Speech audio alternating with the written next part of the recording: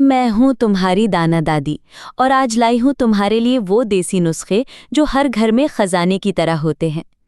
Number 1, चूल्हे के पास नमक रखने से बावर्ची खाने की बरकत बढ़ती है।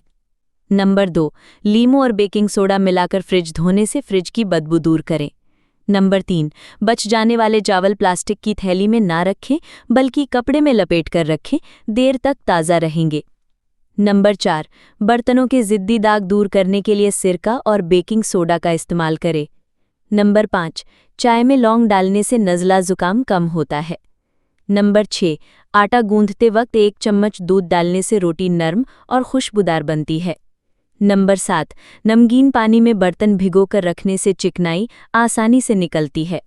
नंबर 8, पकौड़े नरम रखने के लिए बेसन में थोड़ा चावल का आटा मिलाएं। नंबर 9, चाकू या कैंची कुंद हो जाए तो टमाटर के साथ रगड़ें, तेज़ हो जाएगी। नंबर 10, घर में मक्खियाँ ज़्यादा हों तो लीमू पर लौंग चुभोकर रखें, भाग जाएंगी। नंबर 11, दही जल्द जमाना हो तो बर्तन में 2 हरी मिर्चें डाल दें, दही गाढ़ी और जल्दी जमेगी।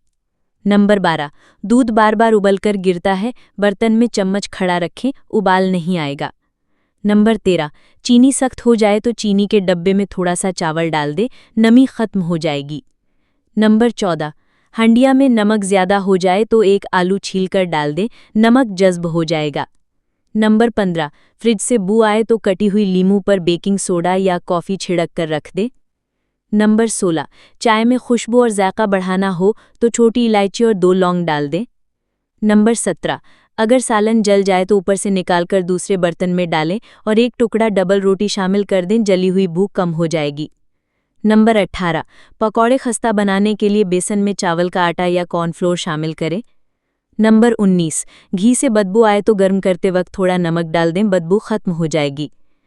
नंबर 20, चावल ज़्यादा उबल गए हों तो किसी साफ कपड़े पर फैला दें या थोड़ा दूध डालकर दम पर रखें, दाना दाना हो जाएंगे।